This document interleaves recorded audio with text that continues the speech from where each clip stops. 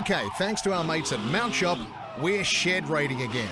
This week, we've got Mustangs and Mopars at Steve Sankey's Classic and American Restoration Services. Well, this is CARS, that's short for Classic and American Restoration Services, and it's located in Pukekohe. The Classic was supposed to be for the Europeans. American is for obviously the American, but we do more American than Classics. My forte is probably more the Mustang, which is the muscle car, you know.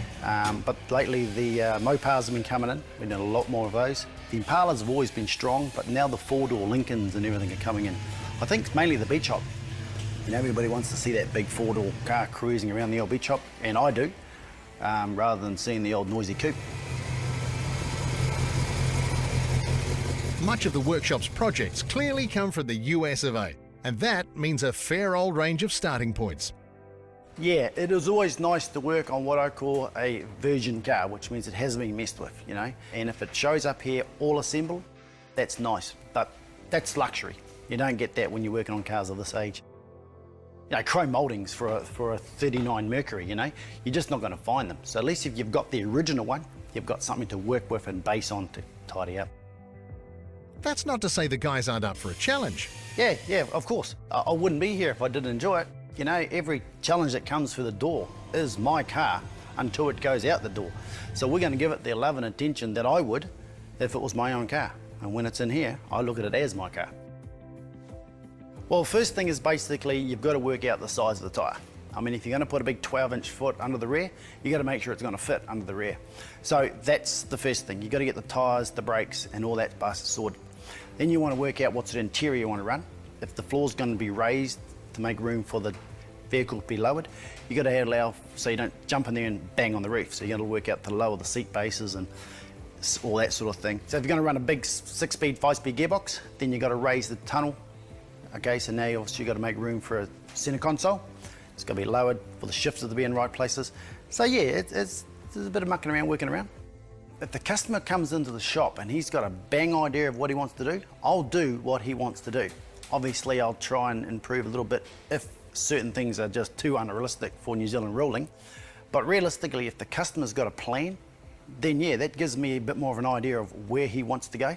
Because at the end of the day, when it leaves my shop, the owner has to be happy, not me. So that's the most important thing, is that you've got to work with the customer and kind of get the idea of what he wants in his car. Which is why you start on rims. You know, the bigger the rims, you got to make them fit. CARS are well known for their Mustangs, and true to form, our visit saw that theme alive and well. That said, Ford's iconic pony car sure comes in a range of flavours, and there's also a few different approaches to building one. From the concourse restoration to the retro tech performance build, offering a bit more creative licence. Both options, however, have their own challenges. Behind me is a 65 Mustang Fastback. We're actually sticking the brand new 2015 Coyote engine to it. Now that's never been done in the Southern Hemisphere. So that takes a lot of fitment, undoing, retrying. You know, obviously everything's got to fit, from everything from the starter motor to exhaust system to the steering wheel.